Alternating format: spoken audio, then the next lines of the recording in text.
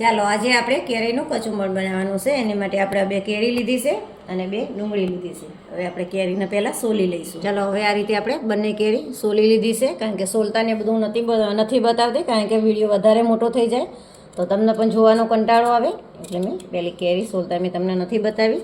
હવે આપણે આને સમારી લઈશું. હવે આપણે કેરી અને ડુંગળી બંને સમારી લીધું છે. ડુંગળી પણ એકદમ ઝીણી ઝીણી આ રીતે સમારી છે અને કેરી પણ એકદમ ઝીણી ઝીણી સમારી છે. હવે આપણે આમાં કેરીની અંદર આચાર મસાલો નાખીશું.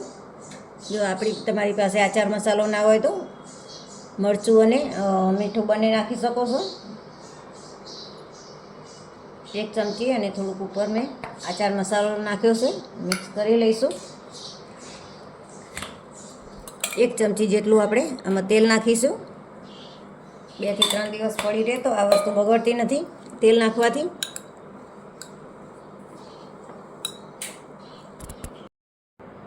હવે આપણે ડુંગળી સમારી છે એમાં થોડુંક મીઠું નાખીશું, કારણ કે કચુંબરમાં થોડું મીઠું ચડિયાતું હોય તો બહુ સરસ મજા આવે છે ખાવાની. હવે આમાંથી થોડી કેરી લઈ અને આપણે ડુંગળીમાં નાખીશું, કારણ કે બધી કેરીની અંદર ડુંગળી નથી નાખવાની. બધી કેરીની અંદર ડુંગળી નાખીએ તો આપણે કેરી બધી ખાઈ ના શકીએ તો એ કેરી ખરાબ થઈ જાય છે. એટલે આ રીતે જે રીતે જોવે એ રીતે ડુંગળી સમારી અને આ રીતે કચુંબર કરી અને આપણે ખાવાનું છે.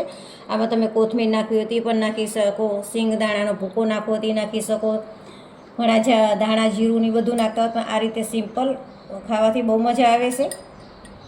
આ કચુંબર અત્યારે ઉનાળામાં ખાવાથી લૂ નથી લાગતી. તો તમને આ વિડીયો ગમ્યો હોય તો લાઈક કરો, શેર કરો અને સબસ્ક્રાઈબ કરવાનું ભૂલતા નહીં.